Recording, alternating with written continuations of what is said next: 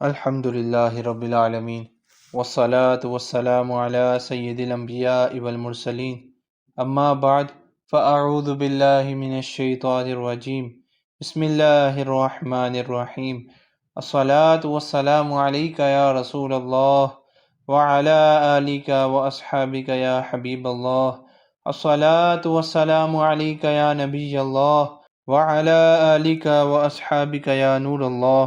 حضور قبلہ سید ابو البرکات سید احمد شاہ صاحب رحمۃ اللہ علیہ کے دست اقدس پر ایک مرزائی نے اسلام قبول کیا۔ آپ رحمۃ اللہ علیہ نے اس سے پوچھا کہ تم اسلام کیوں قبول کر رہے ہو؟ تو اس نے بڑا ایمان افروز جواب دیا، کہنے لگا کہ میں پیدائشی مرزائی تھا، یعنی میرے ماں باپ بھی مرزائی تھے۔ جب میں نے ہوش سنبھالا تو میں ان سے ایک سوال کرتا تھا، آج تک مجھے اس کا جواب نہ مل سکا، جس کی وجہ سے میں نے مرزائیت چھوڑ کر اسلام قبول کر لیا۔ اور اس نے چیلنج کیا کہ قیامت تک مرزائی اور قادیانی میرے اس سوال کا جواب نہیں دے سکیں گے۔ مرزائیوں اور قادیانیوں سے سوال۔ مرزا غلام احمد قادیانی کو ماننے والے دو گروہ ہیں، ایک لاہوری گروہ ہے اور ایک مرزائی۔ مرزائی مرزا غلام احمد کو نبی مانتے ہیں، جبکہ لاہوری گروپ ان کو نبی نہیں بلکہ مجدد مانتے ہیں، اور مرزا دونوں کو سچا کہتا ہے۔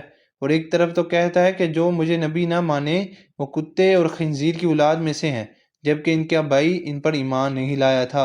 تو سمجھ لو مرزا کس کی اولاد ہے۔ جب لاہوری گروپ کی طرف آتا ہے تو کہتا ہے کہ میں نبی نہیں، مجھے نبی نہ مانو، میں مجدد ہوں۔